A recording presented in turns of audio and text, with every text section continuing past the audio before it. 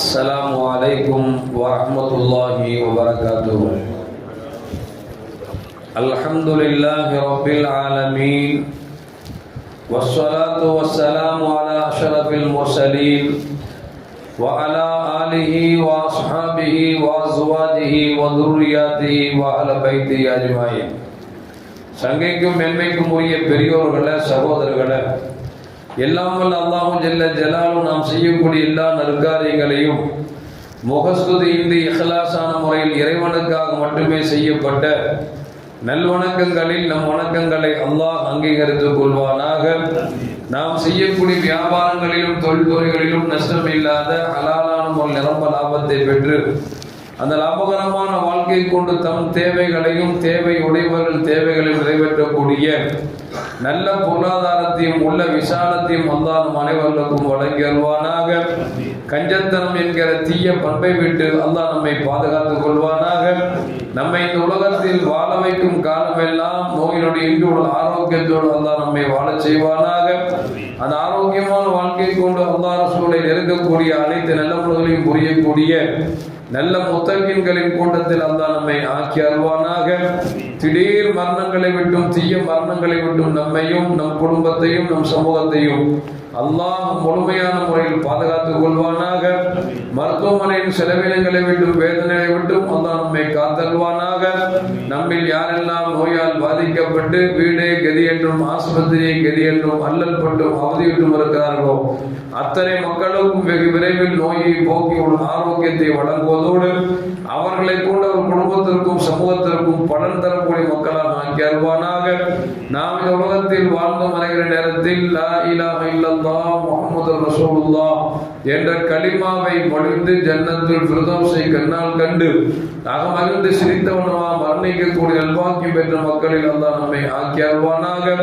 மரணித்தும் மரணிக்காத இறைநேசர்கள் கூட்டத்தில் அல்லாஹ் நம்மை ஆக்கி அருள்வானாக. நாளை மறுமையிலே முத்து முஹம்மது ரசூலுல்லாஹி ஸல்லல்லாஹு அலைஹி வஸல்லம் அவர்களின் திருக்கரங்களால் ஹவ்துல் கௌசர் என்கிற தடாகத்தின் நீர் வருகி அன்னாரின் ஷஃபாத்தை பெற்று அன்னாரின் கரம் பிடித்து ஜன்னத்துல் ஃபிர்தௌஸ் என்ற உயர்ந்த சொர்க்கத்தில் அவர்களோடு அல்லாஹ் நம்மை சங்கமிக்க செய்வானாக. எல்லாவற்றுக்கும் மேலாக இறை அன்பை பெற்று இறைவனை பார்த்து பரவசம் அடையக்கூடிய அவர்கள் லிக்காவையும் ரிதாவையும் பெற்ற மக்களில் அல்லாஹ் நம்மை ஆக்கி அருள்வானாக.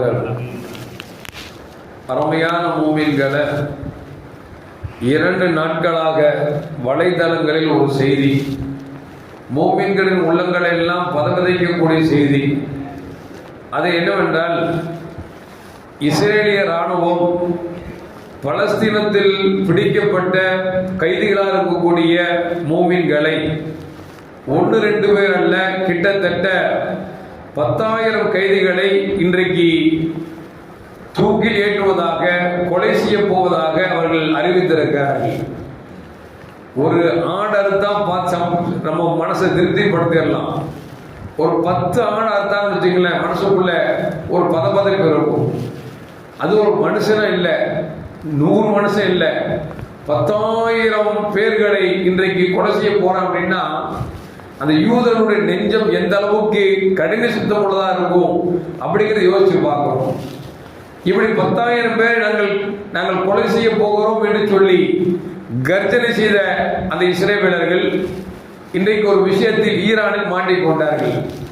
அமெரிக்க இராணுவம் F-15 என்று சொல்லக்கூடிய ஒரு பிளைட்டை ஈரான் நாட்டுக்கு அனுப்ப அந்த ஈரான் நாட்டு வீரர்கள் சுட்டு வீழ்த்துகிற பொழுது ஒருவன் கீழே விழுந்து விட்டான், ஒருவன் எங்கோ மறந்திருக்கிறான்.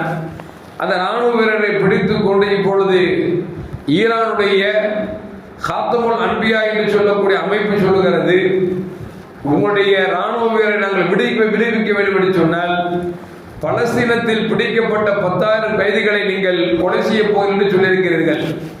நீங்கள் விடுதலை செய்தால் உங்கள் ராணுவத்தை நாங்கள் விடுதலை செய்வதற்கு நாங்கள் தயாராக இருக்கிறோம் என்று சொல்லி ஒரு பேச்சுவார்த்தை நடந்து கொண்டிருக்கிறது. எதற்கு சொல்லுவோம் என்று சொன்னால், ஒரு கைதியாக பிடிக்கப்பட்டவனை எப்படி நாம் நடத்த வேண்டும் என்பதை கண்மணி முஹம்மது ரசூலுல்லாஹி ஸல்லல்லாஹு அலைஹி வஸல்லம் நடத்திய விதத்தை பார்க்கிற பொழுது உண்மையில் அப்படி நடத்தியதால் தான் இஸ்லாம் இந்த அளவுக்கு உலகெங்கும் வியாபித்து இருக்கிறது என்பதில் எந்த மாற்று கருத்தும் அல்ல. கண்மணி முஹம்மது ரசூலுல்லாஹி ஸல்லல்லாஹு அலைஹி வஸல்லம் பத்ருக்களம் 313 சஹாபாக்கள் 1000க்கு மேற்பட்ட எதிரிகளை சந்திக்கிறார்கள். அந்த போரிலே 70 எதிரிகள் கொல்லப்படுகிறார்கள். 70 பேர்களை கைதிகளாக சிறைபிடிக்கப்படுகிறார்கள். அந்த 70 பேர்களையும் கொண்டு வந்து மதீனாவிலே அவர்கள் வைத்திருக்கிறார்கள்.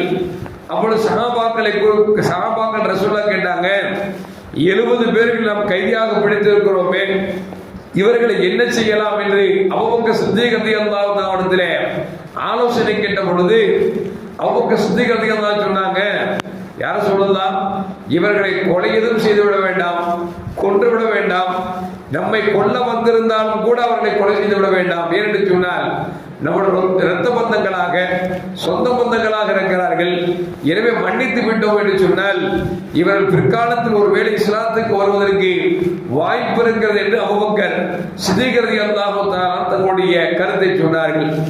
உமர் ரலியல்லாஹு கேட்டாங்க, நீங்க என்ன சொல்றீங்க அப்படின்னாங்க. உமர் ரலியல்லாஹு கொஞ்சம் வேகமான ஆள் தானே, சொன்னாங்க, அபூபக்கர் சித்தீக் அவர்கள் சொல்ற கருத்தை நான் சொல்லுவேன்னு நினைக்காதீங்க, அதை ஆமோதிப்பேன்னு நினைக்காதீங்க. இந்த பயமுள்ள எல்லா பயலையும் துண்டு துண்டா வெட்டி போடணும் அப்படின்னு சொல்லி உமர் ரலியல்லாஹு வேகப்படுகிறார்கள். இப்பொழுதுதான் பெருமானார் ஸல்லல்லாஹு அலைஹி சொன்னாங்க, யாரையும் கொலை செய்ய வேண்டாம், யாரிடத்திலெல்லாம் அவர்கள் பிணைக்கையாக மாட்டப்பட்டவர்கள் பிணைய தொகையை கொடுத்து விட்டு செல்லக்கூடியவர்கள் செல்லட்டும், அவருக்கு நாம் மன்னித்து விடலாம் என்று பெருமானார் ஸல்லல்லாஹு அலைஹி சொல்றாங்க. ஒருவேளை அவர்கள் பிணைய தொகை கொடுக்க முடியவில்லை என்று சொன்னால் அவர்கள் என்ன செய்வார்கள் சொன்னால் மதீனாவில் இருக்கக்கூடிய சிறார்களுக்கு ஒரு கைதி 10 நபர்களுக்கு தங்களிடத்தில் இருக்கக்கூடிய ஞானத்தை, கல்வியை, அறிவை அவர்களுக்கு புகட்டி விட்டு அவர்கள் விடுதலை பெற்று போகலாம் என்று பெருமானார் ஸல்லல்லாஹு அலைஹி சொன்னார்கள். அதுபோன்று முடிந்தவர்கள் எல்லாம் தங்கள் பிணைய தொகையை கொடுத்து விட்டு உரிமை வாங்கி கொண்டு சென்றார்கள். யாரெல்லாம் பிணைய தொகை கொடுக்க முடியவில்லையோ அவர்கள் எல்லாம் மதீனாவில் இருக்கக்கூடிய சிறார்களுக்கு 10 நபர்களுக்கு தங்களிடத்தில் இருந்த ஞானத்தை, கல்வியை கற்றுக் கொடுத்து விட்டு அவர்கள் கைதி என்கிற அந்த லிஸ்டில் இருந்தவர்கள் உரிமை வாங்கி சென்றார்கள் என்பது வரலாறு நமக்கு சொல்லி காட்டுகிறது.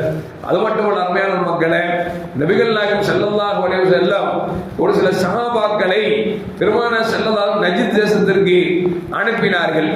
போற வழியில யமாமாவின் தலைவர் சுமாமா இப்னு ஆசால் என்று சொல்லக்கூடிய ஒரு மனிதர் மக்காவை நோக்கி வந்து கொண்டிருக்கிறார். அவரை பிடிச்சுக்கிட்டாங்க. ஏன்னா இவன் இஸ்லாத்துக்கு எதிரியானவன் தான். பிடித்து ரசூலுல்லாஹி ஸல்லல்லாஹு அலைஹி வஸல்லம் தர்பாருக்கு கொண்டு வரப்படுகிறார்கள். ஸல்லல்லாஹு சொன்னாங்க, இந்த மனுஷனை மதீனாவில் இருக்கக்கூடிய தூண்ல கெட்டி போடுங்க அப்படின்ட்டாங்க.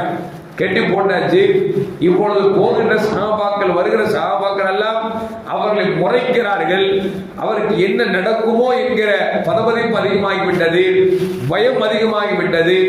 நபிகள் நாயகம் ஸல்லல்லாஹு அலைஹி வஸல்லம் அடுத்த நாள் சுமாமாட கேட்டாங்க, சுமாமா நீங்க என்ன சொல்றீங்க அப்படின்னாங்க. அந்த கைதியாக பிடிக்கப்பட்டிருக்கக்கூடிய யமாமாவின் தலைவர் சுமாமா சொல்லுகிறார், நீங்கள் என்னை கொலை செய்வதற்கு உரிமை இருக்கிறது. அப்படி நீங்கள் கொலை செய்தீர்கள் என்று சொன்னால் என் குடும்பம் பாரம்பரியமான குடும்பம், அதற்கு இழுக்கு வந்து விடும். ஒருவேளை என் மீது இறக்கப்பட்டீர்கள் என்று சொன்னால் உங்களுக்கு நான் நன்றிகடனாக நடந்து கொள்வேன் என்று சொல்லிவிட்டு அவர் சொல்லுகிறார், இல்லை, என்னிடத்தில் ஏதாவது நீங்கள் பொருளாதாரத்தை எதிர்பார்த்தால் எவ்வளவு கேட்கிறீர்களோ நான் அதை கொடுத்து விட்டு நான் செல்கிறேன் என்று சொல்லி சுமாமா சொல்லுகிறார். பெருமானார் ஸல்லல்லாஹு அலைஹி வஸல்லம் கேட்டுட்டு போயிட்டாங்க. அடுத்த நாள் வர்றாங்க. சுமாமா, இப்பொழுது உங்கள் கருத்து தெரியுங்கள் என்று சொன்னார்கள். சுமாமா நேற்று என்ன சொன்னாரு, என்னை நீங்க கொலை செஞ்சா என் குடும்பம் பாரம்பரியமான குடும்பம் சொன்னார்ல, அந்த வார்த்தை விட்டு சொன்னாரு. அந்த வார்த்தை சொல்லல. 2வது நாள் சொல்றாரு, நீங்கள் என் மீது கருணையோடு நடந்து கொண்டால் உங்களுக்கு நான் நன்றி செலுத்துவேன் என்கிற வார்த்தையை மட்டும் அவர் பயன்படுத்தினார். என்று சொன்னால் சஹாபாக்களின் நடவடிக்கை, பெருமானார் ஸல்லல்லாஹு நடவடிக்கை, இதற்கு இடையில் அவர்களுக்கு உணவு வேண்டுவதற்காக அவர் யமாமாவின் தலைவர் அல்லவா, சஹாபாக்கள் சொன்னாங்க, உங்கள்கிட்ட உயர் ரகமான என்ன உணவு இருக்கிறதோ அந்த உணவை சுமாமாவுக்கு உண்ண கொடுங்கள் என்று சொன்னார்கள். அவர் பால் விரும்பி குடிப்பார் என்று சொன்னால் ஒரு ஒட்டகத்தையே அவர் பக்கத்தில் கொண்டு நிறுத்துங்கள், அவருக்கு தேவையான பாலை குடிக்கட்டும் என்று நபிகள் நாயகம் ஸல்லல்லாஹு அலைஹி வஸல்லம் கவனித்த விதம் இருக்கிறதே ஒரு அற்புதமான விதம். 3வது நாள் பெருமானார் ஸல்லல்லாஹு அலைஹி வஸல்லம் அந்த யமாமாவுடைய தலைவர் சுமாமாவை கட்டவிழ்த்து விடப்படுகிறார்கள். போங்க உங்க ஊருக்கு அப்படின்னு அந்த சுமாமா வேக வேகமாக மதீனாவில் இருக்கக்கூடிய ஒரு பேரித்தம்பழ தோட்டத்துக்கு சென்றார். அங்கு சென்று தன்னை சுத்தப்படுத்தி குளித்துக் கொண்டு மீண்டும் பெருமானார் ஸல்லல்லாஹு அலைஹி வந்தார். வந்து யார் சொல்லலாம் உங்கள் கரங்களை கொடுங்கள் என்று சொன்னார். நபிகள் நாயகம் ஸல்லல்லாஹு கையை கொடுத்தார்கள். சொன்னார் அஷ்ஹது அல்லா இலாஹ இல்லல்லாஹ் வ அஷ்ஹது அன்ன முஹம்மதன் ரசூலுல்லாஹ். அல்லாஹ் ஒருவன் தான் வணக்கத்திற்கு தகுதியானவன் என்று நான் சாட்சி சொல்லிவிட்டேன்.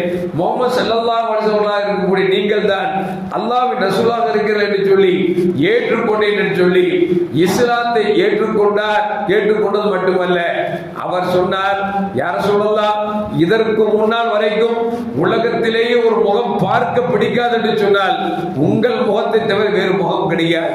ஆனால் இப்பொழுது உலகத்திலே எனக்கு அதிகம் பிடித்த முகம் என்று சொன்னால் உங்கள் திருவதனம் தான் என்று சொல்லிவிட்டு அடுத்து சொல்கிறார் ஊரில் பிடிக்காத ஊர் என்று சொன்னால் நீங்கள் வசிக்கக்கூடிய ஊர் தான் உலகத்தில் எனக்கு பிடிக்காத ஊராக இருந்தது. ஆனால் இப்பொழுது உலகத்திலேயே நான் நேசிக்கக்கூடிய ஊர் இந்த ஊராக இருக்கிறது என்று சொன்னார். மேலும் சொன்னார் உலகத்தில் இருக்க எத்தனையோ மதங்கள் இருக்கிறது, மார்க்கங்கள் இருக்கிறது, எனக்கு பிடிக்காத மார்க்கம் என்று சொன்னால் அது இஸ்லாம் மட்டும்தான் இருந்தது.